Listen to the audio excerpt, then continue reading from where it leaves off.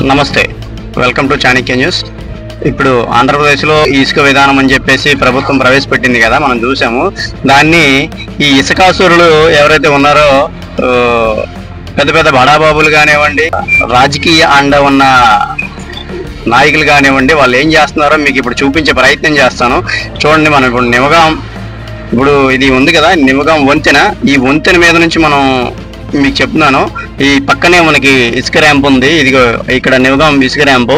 ఇది దాదాపు ఈ వంతెనకి ఈ చాలా దగ్గరలో 400 మీటర్లు కూడా ఉండదు. ఇక్కడే ఇసుక తవ్వకాలు జరుపుతున్నారు. కనీసం నిబంధనలు లేవు. ఈ వంతెనకి ప్రమాదం పొంచి ఉన్న నేపథ్యంలో ఇక్కడ కనీస నిబంధనలు పాటించకుండా ఇక్కడ దగ్గరలో తవ్వకాలు జరిపి ఇసుక అయితే తవ్వేస్తున్నారు.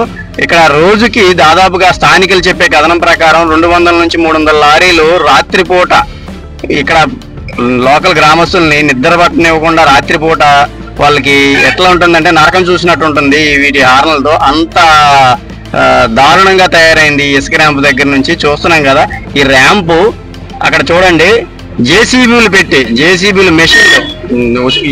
ఇసుక విధానంలో స్పష్టంగా ప్రభుత్వం చెప్పింది ఏంటంటే, ఇసుక విధానంలో చాలా నిబంధనలు స్పష్టంగా ఉన్నాయి. మనుషులతోనే చేయాలి, కేవలం మనుషులకి కాకుండా మిషనరీ పెట్టి చేయకూడదు. కానీ ఇక్కడైతే మనం చూస్తున్నాము, అక్కడ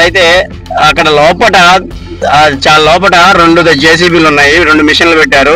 ఇక్కడైతే ఒక మిషన్ పెట్టారు. వీటి తవ్వకాలు జరిపి ఇసుకను తవ్వేసి యథేచ్ఛగా తరలించిపోతున్న వైనం అయితే చూస్తున్నాము. దీనిపైన మనం మైన్స్ అధికారులను అడిగి వారి స్పందన అయితే తెలుసుకునే ప్రయత్నం చేద్దాం. ఈ నిబంధనలు వీళ్ళపైన ఎటువంటి చర్యలు తీసుకుంటారో, ఈ నిబంధనలు ఉల్లంఘిస్తున్నందుకు వీళ్ళపైన చట్టపరమైన చర్యలు తీసుకుంటారా, లేకుంటే వీళ్ళకి రాజకీయ పలుకుబడి ఉంది, అండ ఉందని చెప్పేసి విడిచిపెట్టేస్తారా?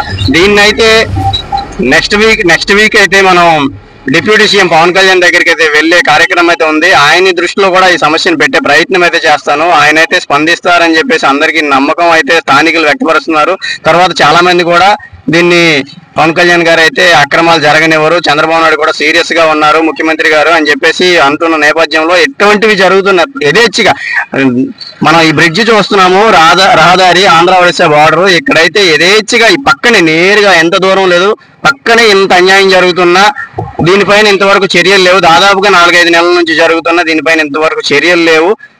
దీనిపై ఎటువంటి చర్యలు తీసుకుంటారో ప్రభుత్వ అధికారులతో పాటు మన ప్రజాప్రతినిధులు కూడా మనం ప్రశ్నించే ప్రయత్నం చేద్దాం.